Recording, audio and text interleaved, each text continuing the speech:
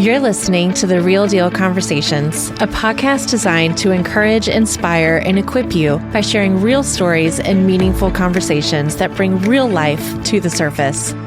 I'm your host, Megan Deal. Let's dive in. We are with Lyle and Alesia. I love their story. I have heard a little bit about it, at church, but here I get to hear it firsthand for the first time from them. Lyle is 29. Alesia is 34. They have 3 kids who I've met. They're awesome kids. And they're just going to go ahead and let us just hear the rawness of what addiction is like, but also the beautiful, beautiful part of being released and what the journey is like being released from it and living free outside of addiction. Yeah. So I'm just going to start with, how did this all start? You guys, your families they cooked meth, right? Both of your families. How did it all start? Both of our dads. Mm-hmm. So we have had a long line of generational addiction and being fed drugs from our family as well. When you were kids? Yeah. Not only fed drugs, but helping them make drugs. When you were kids? Yeah. And at the time, I didn't... Lyle was 5 years old. Stripping matches to make meth. Wow. Which, at the time, you don't think anything. I mean, you're bonding with your dad or whatever, so you feel like it's part of life. So, wow. How old were you when they were feeding you drugs? Well, I was older when, I would come over to my mom and dad's and I'd say, Daddy, can I have a pain pill? Dad, please, can I have one of you? And he'd say, oh, yeah, here you go, baby. And So this was normal for you guys. Yeah. I mean, from 5 years old, this was just ingrained in you that this is what life is like. This is the normal. Well, and I was a teenager too. So this is just the norm, where most kids are learning the norm is healthy boundaries, healthy living. Mine was, you're having a bad day, baby? Come over, let's go get high. Here's a pain pill for you. So, I mean, you were just taught that this was life. You were taught that this was the go-to. You guys had been doing pills, smoking weed. Yep, dabbling a little bit. Meth didn't start yet. So, okay, let's backtrack. You guys know each other. You guys are in relationship. What are you doing in the beginning of your relationship together? I remember the first weekend that Lyle and we actually started dating. I had a big pile of pills, big pile of very strong pain pills. And I remember we had went to the bar that night and we went back to an after party. And I remember every hour on the hour, I was dumping piles of pills and crushing them. To the point to where I was throwing up. Snort a line. Throwing up. Like basically your body's rejecting them and you're throwing up, about to overdose. So that's what we started our relationship with. Yeah. Wow. Then you continue your relationship still doing this. Meth has not been introduced in the way that, I mean, it's obviously been introduced in your life, but it's not the heavy use yet. No, we didn't. Yeah, so I didn't, this whole time I was like, I'm never going to touch meth. I've seen what it did to my dad. He's still doing it to this day. And it's just one of those things didn't want to touch it. Yeah. So I was like, figured it'd be better if I did something else, like pills or smoke weed or something like that. And I'm good as long as I'm not doing meth. So my dad passes away, right? And he's on the road working. And I call him. And I said, because all my friends did it. All of my friends, I just was the one that didn't do meth. I did everything else, but I didn't do meth. They all knew it. They all, shot up in front of me or did lines in front of me. And they knew that, that I would never do it. So I remember I had a friend over and I called Lyle at work and I said, Lyle, I want to get high. Wow. And he said, don't do it, baby. Yeah. Don't do it, because if you do it, it's just something bad's going to happen. He said that. He goes, something bad is going to happen. I said, honey, I don't want to feel my heartache anymore. Wow. I don't want to feel my pain anymore. I just want to numb it.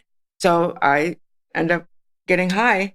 And then he came home that weekend and that was the beginning. And so he just did it. Yeah. So he just started. So then, very codependent. Yes. So that we could do it together. No, I didn't want her to be alone in it, I guess. How I felt. And so you're doing this. And so your dad passing away was the catalyst to start this journey of heavy meth use. Then your labor, because you have 3 kids. Yes. So how many kids at the time did you have? We just had 2. 2. Yeah. Before we started doing meth, we were going to a methadone program. Okay. Like getting like 120 milligrams of methadone every single day. God-awful, unnecessary amount of medicine. And I was still doing meth on top of it. Wow. I would do the methadone, then go home and get high on meth. Yeah. So it was like probably 2 years it was at least doing that. Wow. Yeah. And you have your 2 kids at this time. So we have our 2 kids at this time. And one day we're getting high. We've got a friend over and it's like 3:00 in the morning. And I was like, you know what? I think I'm pregnant. Wow. Took a pregnancy test, found out I was pregnant. Did I stop getting high? Absolutely not. Mm-hmm. And at this time, our relationship starts just crumbling around us.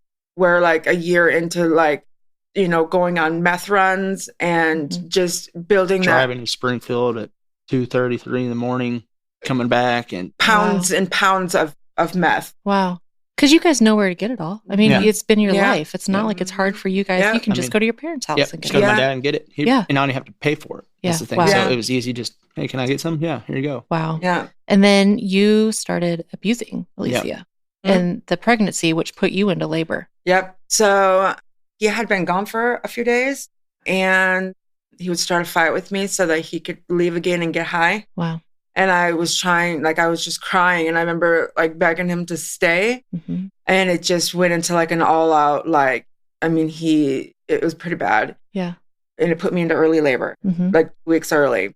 And obviously I hadn't stopped using yet. Mm-hmm. So the plan, quote unquote, was to stop, a week before so that we could keep our kid, Right. And not the day that you had made the plan. It was, no, I'll give it another week, which is just, it's that mindset. It's just that mindset that made sense to you. It's just like the rational. Yeah. So you go into labor and you are on what in labor? Were you on anything in labor? No, I wasn't. You were not. I was not high when but it was still in my system. But they took the baby because he had meth in his system because I used the day before. Yeah. Yeah. So. Okay. So you go into labor and then your kids go into foster care at some point. Tell me about that. Because this is when it really got bad for you guys, was when foster care started. So whenever the kids got taken, I blamed her for everything. It's why didn't you just quit when I'm supposed to be the leader of the home? Mm-hmm. That's God has appointed me in that position. Mm-hmm. So it should have been my responsibility for me to get clean and for her to get clean before any of this has happened or go get help. But you don't have that understanding at this time. Not now. So it's just backwards. You're blaming her. Yeah. So, okay. So then the kids get taken. Mia gets taken from school, which I couldn't even go see her get taken because, that's my little girl, firstborn. It just broke my heart. Our son, Colin, the police officer had to pry him out of our arms. Wow. And put him in the backseat of the car. Wow. And how old was he at the time? 2. Wow. So he was the same age as Bentley right now. Yeah. Yeah. So Bentley's already been taken. Yeah, correct? He was taken straight from the hospital. And then what was the timeline between him being taken straight from the hospital into foster care to the other 2 going into foster care? A day? A day. A day. Wow. Okay. It was the next day. Well, because so they did an investigation. They had to do an investigation, had to get all the paperwork and all that. And literally the next day they were at the school taking him. And I even had a mindset of, don't let Mia go to school because they're going to go get her. I already knew what was going on. So I was like, I'm not, but we let her go to school. And so I think still in that time, God gave us peace in that in a sense, because I could have fought it the whole way. And God allowed us to go through all the things that we went through just to, better glorify him. Because you didn't really believe in God. You were mad. You were like, I think what happened, why I didn't believe in God. Yeah. Or you have to believe in God to be mad at a God. Yeah, so right. I was just angry at him, I guess. Yeah. My mom died when I was 5. So I thought he watched her die. Was it because she had asthma. Oh, so I think I blamed God for that. Yeah. And, didn't have a mom growing up. My dad was helping me cook meth. So I blamed him for allowing all these bad things to happen when in reality it wasn't. Yeah. I would be sitting big and pregnant and had just gone to church that Sunday because, I believed and I just walked away.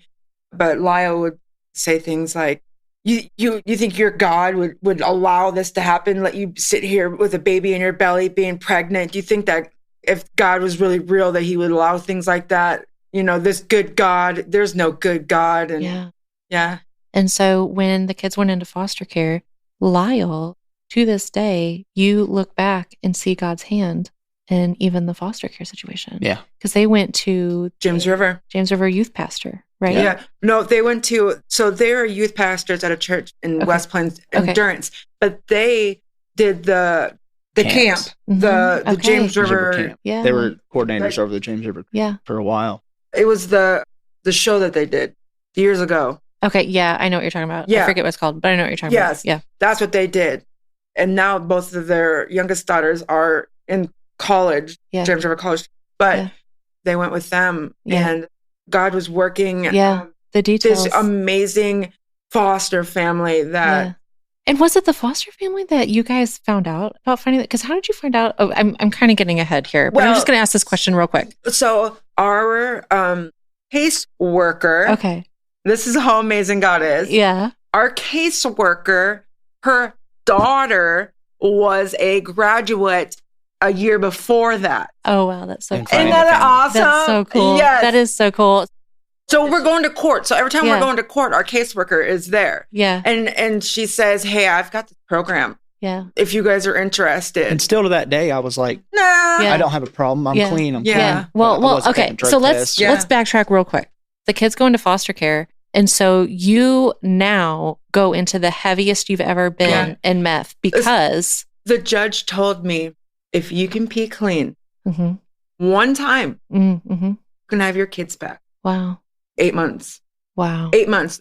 That's how easy it would have been for us to get our kids back. Yeah. But that's how hardcore we were stuck in that trap.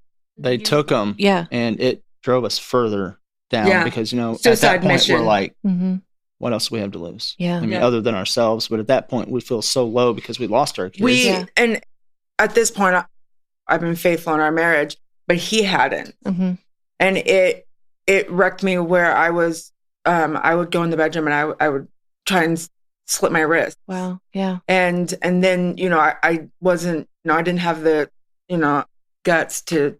Yeah. So I would just take these massive shots of meth. Wow.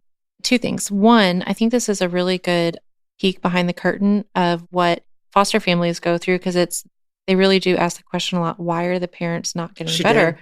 Well, this is a good peek behind the curtain because sometimes the mindset is, I have nothing else to lose. And If every foster family was like that, like ours, the system would be perfect. Yeah. Because we had the most perfect, understanding foster family for our children.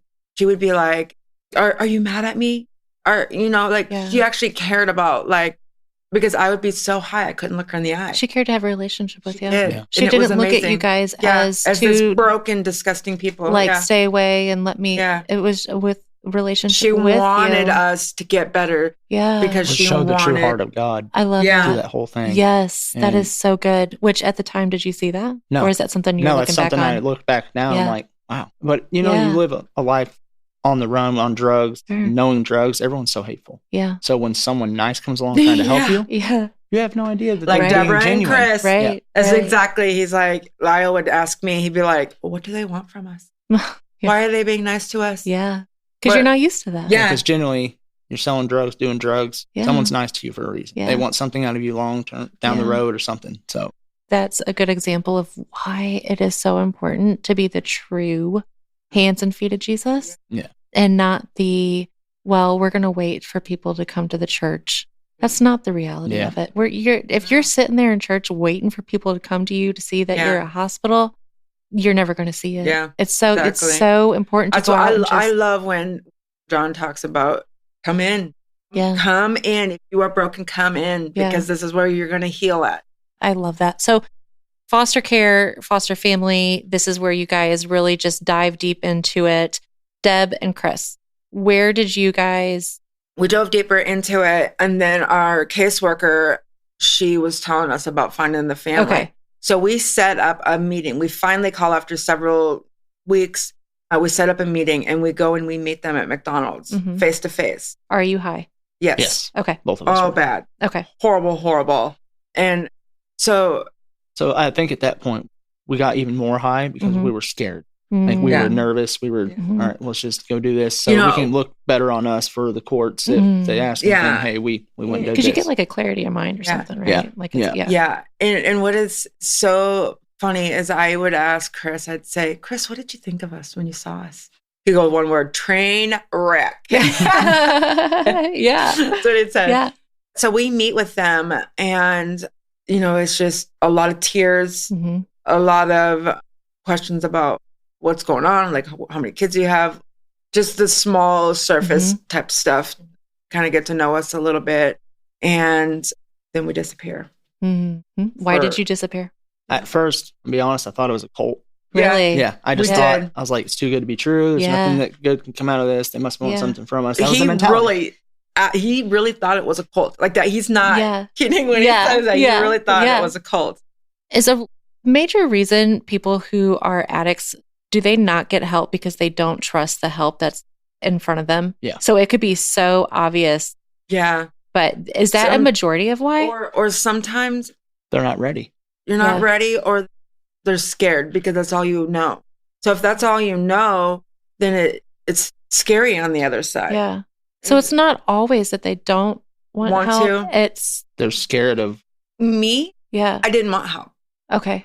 It went back and forth. Yeah. Like I wanted help. She didn't want help. Okay. She didn't want help. I wanted help. Okay. It was so a battle all the time. Yeah. When Lyle said the initial day, he goes, "We're going." Okay. So you guys ran, but Deb and Chris searched out for you, yes. which I love this because it's another example of the love of Jesus, because that's what he does. Like even when we hide, even when we're like, I don't want anything to do with that. It's what you guys said, a cult, or like he is still chasing you. He's never stopped chasing you. He still leaves the 99 for the one. Always. Yeah. Always. And that's like perfect example, Deb and Chris searching out for you. So what did that look like? They literally, God told them that we were the family. Yeah. For them. Yeah. And so they didn't give up. Yeah. They didn't just say, oh, they fell off the face of the earth. They didn't come back. Right. So David and Debbie went down to meet us to actually go. Yeah. And then we just didn't show up. Yeah. We didn't show up to our pickup time. And so they were driving by the house trying to find us, and not to grab us and take us and go, but just to see, just to maybe they could see us out there, and maybe, and they're just praying as they were driving by the house, and they just didn't give up on which we didn't find out until after we were already there, and we were joking about, and they were telling us about, by the way, we, drove by a few times. So that, by the way, we stalked you.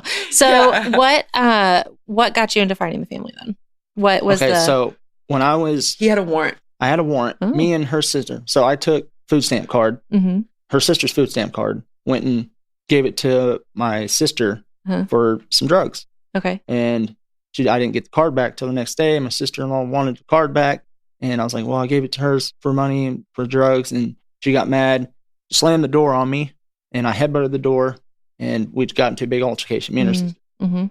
And cops get called. Calls the cops, and they find out at this time I have warrants all the time because I'm not showing up to court. I'd rather get high. And the cops show up, and they take me in for 30 days. Go and do 30 days in city jail. And for the first week or two, it was rough because I'd sitting there not doing anything. And the whole time that he's in jail, this is when I become unfaithful. Okay. This is when I really go on my suicide mission, and I can't, I'm ready to leave the marriage at this point. So I start reading the Bible out of nowhere. In jail. Okay. First time ever reading it. I pick it up, start reading it, start King James Version. No idea what's going on. Definitely don't know what's going on in the King James Version. I'm just reading in Genesis, start picking all over the place, and then I start reading all these little, they have a bunch of little booklets, like Psalm 91 booklets you can read through about testimonies of God. And you'd read every other book in the jail too. Yeah, I read every other book. I mean, because there's only like 50 of them in there. And what else do you have to do? Yeah, nothing. So Pastor John's book's in there. Okay. Soul Set Free. Yeah. At this time, never heard of him, didn't know anything about it. Okay. And I read the book, and then I read it all in one night. Wow. And I just couldn't stop reading it. And now I was like talking about grace, and like, man, that could be me. Wow. So instantly I start praying. Which is interesting that you say this, because please remember what Lyle was saying to Alesia. Like he was like done with God. Yeah. Okay, go on. So start praying for the first time. Even the guy in my cell, I didn't even care, having a boldness, and even in that little bit of faith, I have boldness to just pray in front of him, didn't care. And God spoke to me, and was like, you're going to move to Springfield. So like in that moment in jail, I even told Brandon, one of my best friends that was in there with me, he happened to go in there a few times. I was like, I'm moving to Springfield when I get out of here. I was like, I'm leaving. I'm going to get my life back on track. From where? Where were you at this time? Jail. No, but in like West Plains. Yeah. Okay, West Plains. So okay. and I had no idea how I was going to get up here, how I was going to move or nothing. So and then, I get clean for 30 days in jail. I get out thinking I'm going to make it on my own. Yeah. And that didn't happen. Yeah. So he gets out of jail. And obviously he's like, okay, we're getting clean. We're going to do this. I think I stayed at it for 2 days, a day and a half. Yeah. And so I'm living out at my dad's best friend's at this time and hardcore drug user. And Lyle comes with me and then he gets high. And God does this, like, he like, everything is like supernatural. It's like I got woke up. Yeah. My spiritual blinders were lifted off my eyes. It was creepy. I thought I was going to lock him up. Well, I'm not kidding. Like I thought he had lost his mind. Yeah. Because, so when we were there, her dad's friend was sleeping in the room and he was going to take a shower. Well, the hot water heater was out. So I went back there to fix it. And in his sleep, he says, you'll never get a chance like this again. Wow. Not just once, but 3 times. Like on your heart, because it was not audibly. It was like you could just sense it. He audibly said that. Oh, audibly. 3 times. It's like God was speaking through that in that moment. Like it was so in that moment, just supernatural. Supernatural. Wow. Okay. Instantly, I get this, what I'm doing here is wrong. Yeah. Like, I need to change something. So I go out there, start throwing all of his drugs away. Wow. So what happened then? We took his you don't know. Of course, I would have too. We took his blazer and went back to her sister's house. Yeah. I mean, because I was like, I can't stay here. I felt like a real bad, like, just the enemy around there. And I didn't even know what I was feeling until now. Yeah. I know that the Holy Spirit was like, you're going to go. Yeah. Or you're going to die. Yeah. So you guys then, you say to her, we're going to go to Finding the Family? Or So we go back to her sister's house because we were homeless at the time, jumping back and forth, all kinds of other places. And we go back to her sister's house and she has my nephew there and my niece, and we have games and all kinds of movies. And for some reason, I start rated R movies and all kinds of stuff, PG-13.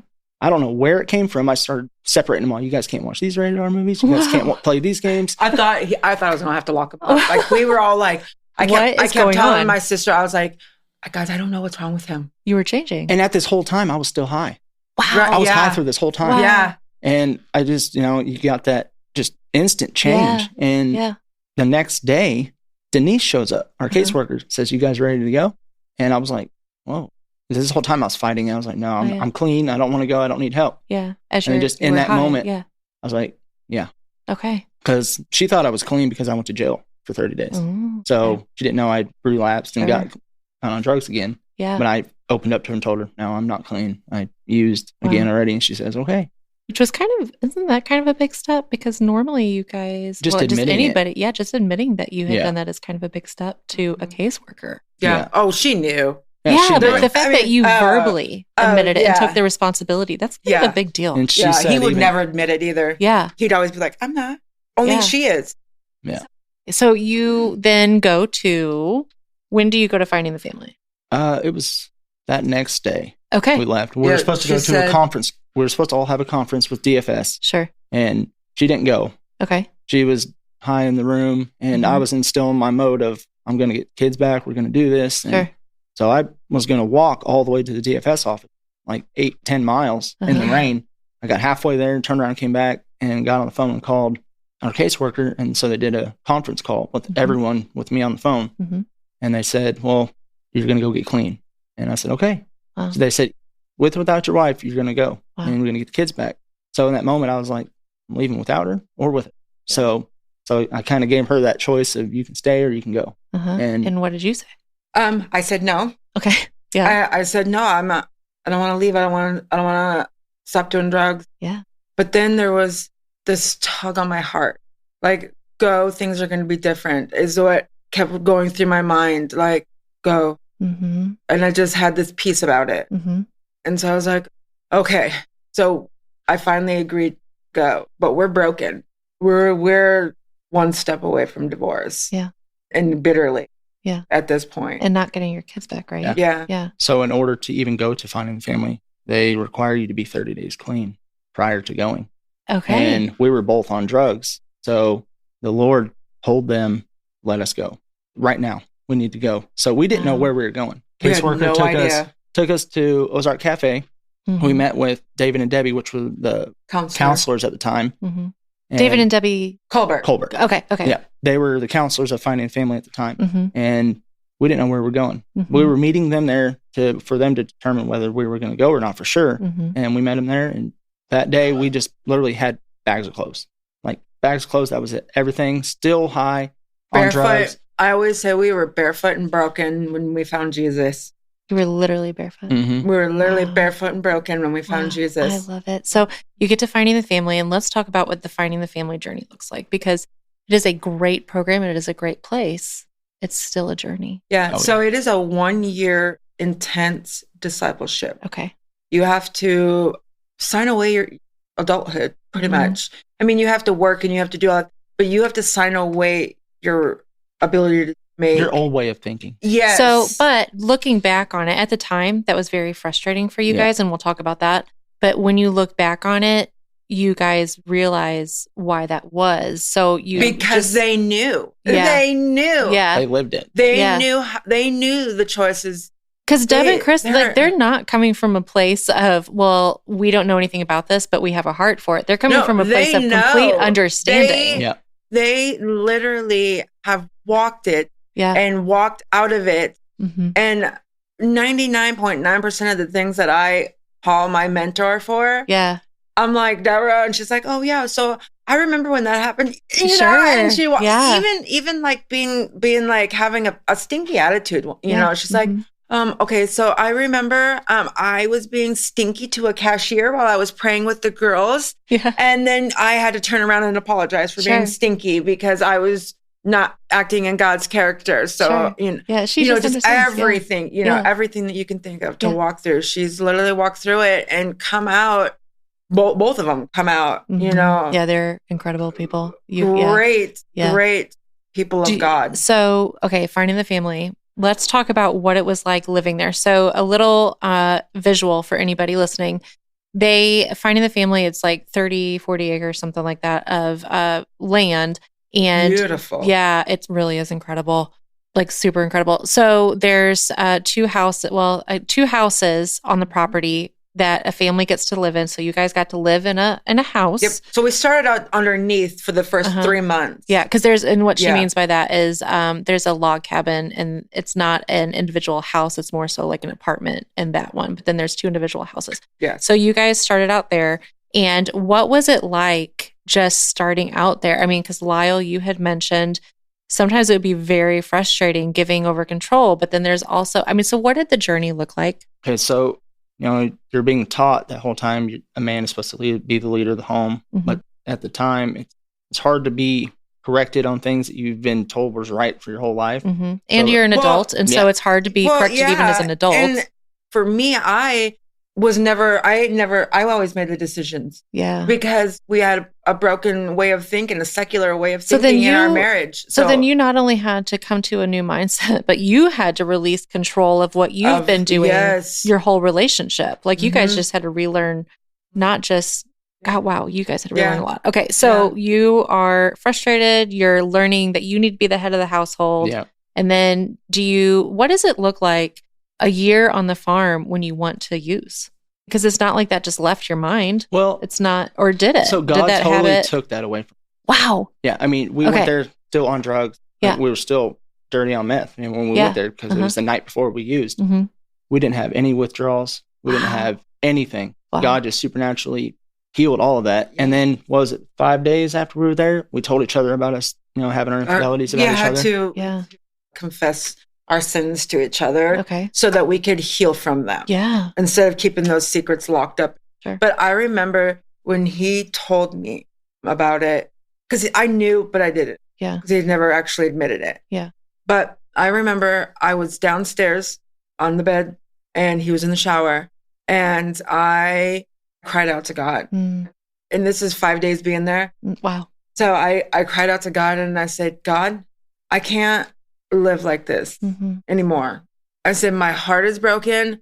I don't know. At this point, I also, my dad too. And I was like, I can't, I have a hole in my heart, God. Please fix my hole in my heart. And I will serve you all. I will serve you the rest of my life. And I remember just a few days later, after giving my heart to Christ, like I was talking, I literally was like, because I mean, I physically had pain in my chest. And I remember just thinking, my pain is literally gone. It was amazing. That's so good. Yeah. So 2 months in is when you get your children back in the program. Am I right? Or is that 3? No, 3 months in. No. 4. 4, because that was right when COVID hit. Oh, Yeah. So we weren't allowed to see our kids for the first 4 months. Oh, wow. Yeah. So we, at this point, we didn't see them. We seen them, every other weekend We saw, or something? we saw them, like once a month. A visit with DFS, but it wasn't very often that we've seen them. Sure. So, we always make a joke that in the worst time of the world, the world's falling apart and God's fixing us in this beautiful paradise. I love it. I love it. It really is. Wow. We couldn't work because there was no jobs hiring. Everything was shut down. Sure. So God allowed us to dig deeper into Him at that moment. Just for 4 months straight, it was just nothing but reading the Word, praying, doing Bible lessons, Bible studies, and just group meetings, counselings with each other, learning how to parent, learning finances. And that was awesome because before the kids got there, we had all these tools built up. Yes. So when they got there, it was still a struggle. I thought, we've got this. Yeah. We've got all these tools to do this, and my kids are perfect. And I remember the first week I was bawling hysterically. I was like, Deborah, I'm a bad mom. When they came back? Yes. Okay. Tell me about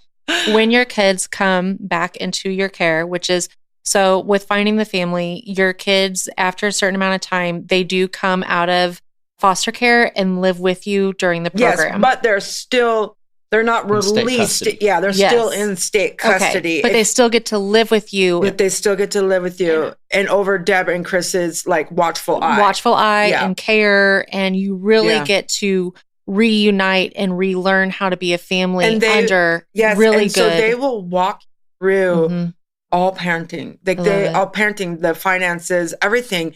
And you have Deb and Chris on the land. So it's like when something happens or you're like, oh my gosh, how do I do this? How do I'm sober and my child is doing this? I don't know how to discipline them. Yeah. What do I do? And you have them on the property. The so biggest thing it's is not to ask questions too. Yeah. Because you can't learn unless you ask questions. Yeah. So that was a hard thing for me, Why?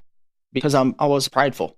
I was so full of pride. I was I got this. I can do this. I don't need someone else telling me what to do. Even after giving his life to Christ, he was still had to fight because that when pride. you give your life to Jesus, that doesn't mean your life is rainbows and candy canes. I think it's harder. Yeah. To be honest with you. Yeah. Because back when you're living a life of sin, you don't care. For one, I knew I was doing bad things. I knew I was breaking the law. But at the time, I didn't know I was sinning. I didn't know I was going against God's will. I didn't know I was going against anything for God. So when those blinders were lifted, now I'm like convicted every time I do something bad. Yeah. It's a lot of new navigation, but it's so worth it. It builds your strength. Yeah. I mean, it's really good, especially for me. Something's hard, I'm going to tackle it because that's my mindset. Yeah. I like a challenge, but it's still hard to this day. Lyle, you had mentioned the communication. You had to learn good communication. There was good communication involved. Yeah. They taught you good communication. Okay, this isn't working. So explain that. We would have discussions about, I would bring them up like, oh, my food. Kids. Yeah, food. Not allowed Deborah to have... says food and bed. Food and bed. That's the way to tackle bad behaviors, majority. Food and bed. Okay. So, I was like, no. If kids don't eat your food, they don't get a snack. Okay. Which I was like, my kids are hungry, I'm going to give them a snack. Now, I don't give them snacks. Used to, me and her argued about it and was like, no. Deborah. Me and Deborah, we were like, no, but it wasn't like yelling. It was just like good communication. It was, yeah. So we were like, healthy. Yeah. And Lyle never had a mom. Oh, yeah. Yeah. So I think of her as, I mean, just the heart of her, and still to this day, she has a very good heart, and everything she said. It's Nana Deb. Yep, I hear the kids call her that, and it's funny. Bentley, Nana Deb, Nana Deb. Yeah. Every time he sees her, it was just his face just lights up. Anyway, okay. So we'll have discussions on, if this doesn't work, then will this work? And we'll try different avenues of ways of doing it instead of just of her being like, we said this is how it goes, so this is how it's gonna go. It's more of a, she meets us halfway. Okay, this didn't work. Okay, so let's try it this way. Yeah. But that teaches you guys healthy skills to put into your children's life, especially when you leave. So what is it like being parents again, sober? What are those moments like? Because yes, you've learned all this. That doesn't mean that when it comes to applying it, okay, just so you know, like I didn't come from addiction and I can still be in the moment knowing what I need to do with my kids, but then sometimes choose to yell instead. I mean, come on. It's just, that's parenting for real. I'm not saying that's what we need to do in parenting. I'm just saying like, let's just talk about the reality. Like the reality. Come on. Exactly. So what does it look like relearning how to be a parent, applying all of this? Is it stressful? Do you have pressure? Do you break down? What does that look like on the finding a family? But a lot of it, getting repetition and showing consistency. Yeah. If you don't show consistency, kids are going to walk all over you. Yeah. Because they know they can get away with this, they can get away with that. Sure. But if you be consistent, was it hard for you to learn to be consistent? Yeah. Because in a life so inconsistent behavior, it's so hard to relearn. Your brain has to rewire all that. And then your kids are relearning this new parent. These are your two parents they've never knew. Colin actually developed a trauma-induced stutter. Okay. That we still deal with right now. Sure. So he had a trauma-induced stutter and trauma-induced behavior. Mm-hmm. So beat on the baby, like hit him and push him, and would break things, throw things, fight and scream. He actually scared the nanny away. So I actually get the absolute joy and pleasure of hanging out with Lyle and Alesia's kids. Which is not like that, no. It's not like that anymore. God's goodness is so good, and their kids are amazing. And that's what happens when you stick to recovery, when you stick to doing what you need to do. Yes. Your family can be totally transformed, and I see it. God has literally given me this, like, it's okay. A beautiful family. Oh, sure. We still have our arguments. Yeah. But the way we argue about it now, it's like, it's so beautiful. Yeah. It is so, like, this is kind of TMI, but I remember the first time that we were intimate as Christians. Sure. It was so beautiful. We prayed after, I love it. It was beautiful. Yes. Because it wasn't just disgusting, drug-induced. It was a man and his wife. Yeah. It's getting to know each other in a totally new way. And it's a different way than we've ever known each other, because that's all we knew back then. I volunteer. I've said this a few times just so you're knowing why I know this. Lyle came and picked up the kids yesterday, and Bentley was upset because Colin had the birthday balloon. Yep. And Bentley was like, you really wanted that balloon. Yeah, he was. And Lyle was just, it's okay. It's okay. I mean, he was just so calm. So, hey, it's okay. And you can just tell, like, when I saw Lyle, actually 2 times that I've seen him pick him up, he is a good dad. You guys you are transformed. And I think that's so awesome. But that doesn't mean it didn't come with trial coming out of finding the family.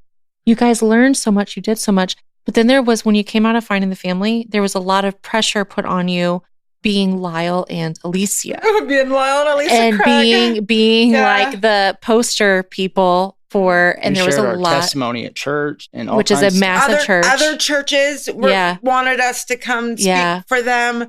And so what happened in the pressure? When we had the reins released on us, which, Deb and Chris still, they were a part of our life. So it wasn't like they were like dropped us off on our doorstep and said, good luck, guys, on life. No, we had a system set up where we had a support system, and then we had Deb and Chris as our support system too. They set all these things in place for you so that when something does, if something does happen, it's not like you just fall and you're done. Right. But we relapsed one weekend after we got out of finding the family. Yeah.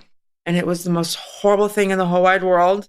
And we wouldn't have gotten through that without Deb and Chris. Yeah. And God. But you know without God. You know what is so awesome about that? Is Deb and Chris could have put their thumb on you and said, I can't believe all this work. I can't believe everything that we ever did for you. And you want to slap us in the face and be, and it wasn't like that at all. No. They walked with you. They wiped our tears off our face and was like, they walked come with on. us like Jesus would want us to walk. Which is and that is what Jesus would do. Jesus He was with you in that relapse too. Yeah. It wasn't, his thumb definitely wasn't on you. No. When it happened, I remember praying. Yeah. You know? Yeah. And I was like, God, make it the most horrible thing. And it was the worst time that I'd ever, all those old feelings that we got rid of, life. all those old stressors, Yeah. like all that turmoil, yeah, all came back at once. Wow. It was like, I was like, okay, here you go. Yeah. You wanted to do it your way? Here it is. I love that. And, it was just awful. Yeah. I mean, I think God, this is what he wants us to do. Yeah. So I remember the first time we got pulled up on the stage at James River. Yeah. My poor husband's legs were almost buckled up from underneath of him, and he was shaking. Yeah. Yeah. I don't do this whole thing. Right. Yeah. But now, he's so much. Yeah. Me, I'm just like, Yeah. hey, Yeah. Jesus. Yeah. I had some guy come into work yesterday. I have Christian music playing all day long. I work right across the parking lot from Chris. So he comes over there all day. Yeah. We talk to each other. He does our alignments. We put tires on. Okay. Yeah. Guy came in yesterday and was like, how can anybody believe in God? Hmm. And I went, what? And just instantly, we just had it wasn't like a mean yelling at each other. It was just it was a conversation. Yeah. It was just a disagreement conversation. But he left. Yeah. I guess he told Chris that he was living on his own and this and that. And he was just down in the dumps when he was telling me he was a positive guy. And so when he left, he was just like humbled. Yeah. The things I told him. And it's seeds planted. Yeah. Like That's even what if Chris it's was saying. not, it's exactly planted. And you're just a person, you've planted that seed. Yeah. No, that's so cool. And I love this. I love everything you guys are saying because people so badly need to know you don't have to be perfect to be with Jesus. And that is that's what I love about James River Church is we went through living free. That's when we were really able to be like, okay. What would you say to families who are struggling with a family member who is in addiction, son, husband, spouse, whatever? What would you say? Have grace. Have grace for them. Just be patient. Mm-hmm. Don't try to force them. Do not enable. Do not enable. Do not force them to do something that they don't want to do. Mm-hmm. God's timing will make it right. And if you were to get clean and get like we did, if you do drugs again, don't have be no condemnation stuck in that. isolation. Just keep yourself looking forward. Have that support group around you. Don't let the shame take you down. Yeah. Yes. Just get help right away. I mean, because, sometimes it happens. Because you dealt with that, the shame. And so really the isolated mindset, which is what we were talking about. Yeah, but we came back to God 10 times harder. Yeah. Just because we knew that God, like we have heard him speak to us. Yeah. And it was like slapping our Savior in the face. Yeah. And so we were just so like heartbroken over that. But we had people in place to help us and hold our hands and wipe our tears and say, we're not going to stay stuck. We're going to move forward. If a family member doesn't want to get help, what if they're worried, like, okay, well, what if while I'm waiting, they overdose? And if that was God's will for that to happen, then that was God's will for that to happen. But will make everything 10 times worse if you are grabbing that child by, your family member or whatever by the hand and you are dragging them. It's not your weight to bear. It's not. Yeah. It's not your weight to bear. I like that. To the person who is going through addiction, you already mentioned, don't let the shame take you down further into it. Is there anything else you would tell to somebody who is dealing with addiction today? Just to reach out. Don't be afraid. Because, what's the worst that can happen? You're already in the worst of it. What's the worst that can happen? So You're true. already My in the worst husband's motto. So nothing bad can happen from that point on. Yeah. It's but all going uphill up. from What there. could happen? Your life could get better? Right. Guys, thank you so much for being here. Absolutely. Anytime. Just being so vulnerable. You're talking about things as a parent. You're telling people what happened with your kids, knowing that people are going to say something, but you're powering through it and being like, no, we're going to help people now. Yeah. And I just want to really reiterate, I have seen their kids. I get to see them. And it is such a life-changing thing to see. It is such a cool thing to see. It is such a flip. I just want to honor you guys for who you are, where you're going, what you've done. You guys actually inspire me, and I love it. Thank you guys so much.